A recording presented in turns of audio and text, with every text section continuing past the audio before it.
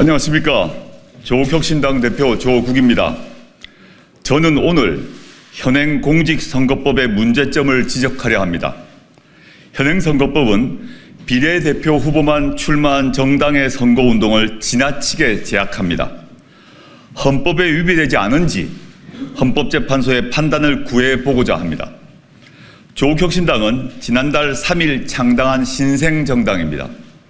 22대 총선에 지역구 국회의원 후보자를 추천하지 않았습니다. 윤석열 검찰 독재 정권과 민주진보 세력의 1:1 구도를 만들기 위해서입니다.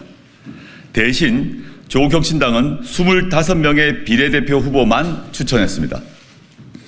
현행 공직선거법은 비례대표 후보 선거운동의 주체를 후보자 개인이 아닌 후보자를 추천한 정당으로 규정하고 있습니다.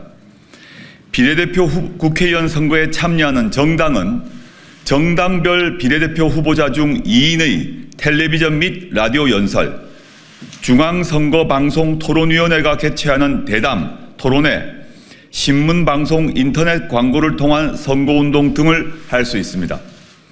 아주 많은 선거운동을 할 수 있는 것처럼 보입니다. 하지만 유권자들을 직접 만나서 할 수 있는 것은 없습니다. 조국혁신당의 비례후보 정당 투표 기호는 9번입니다. 비례후보들이 할 수 없는 9가지를 말씀드리겠습니다. 첫째, 유세차를 쓸 수 없습니다. 둘째, 로고송을 쓸 수 없습니다. 셋째, 유권자의 시선을 끌 수 있는 선거운동원의 율동이 없습니다. 넷째, 마이크를 쓸 수 없습니다. 다섯째, 공개 장소에서의 연설이나 대담이 없습니다. 여섯째, 플래카드를 내걸 수 없습니다. 일곱째, 후보자의 벽보를 붙일 수 없습니다. 여덟째, 후보자는 선거운동 기구를 둘 수 없습니다. 아홉째, 후보자는 선거 사무 관계자를 선임할 수 없습니다. 지역구 국회의원 후보들이 마음껏 하는 선거운동을 비례 후보만 내세운 정당들은 못합니다. 지켜볼 수밖에 없습니다. 제가 전국을 돌아다니며 유권자들을 만난 자리에서 오로지 육성으로 기자들의 질문에 답하는 형식을 빌어 유세 아닌 유세를 할 수밖에 없는 이유입니다. 헌법재판소는 과거 이와 같은 비례대표제 선거운동 방법에 관해 몇 차례 합헌 결정을 한 바 있습니다. 그러나 2020년 제21대 국회의원 선거 때부터 비례대표 국회의원 선거가 병립형에서 연동형 비례대표제로 변경되었습니다. 지역구 국회의원 제도에 부수되어 있던 비례대표 국회의원 제도가 독자성을 갖추게 되었습니다. 전국적인 정책을 주된 논제로 다루는 정책 위주의 신생정당, 다수 대표제에서 국회 입성이 어려웠던 사회적 소수견을 반영하는 소수정당이 대의제 체제에 참여할 수 있는 길이 열리게 되었습니다.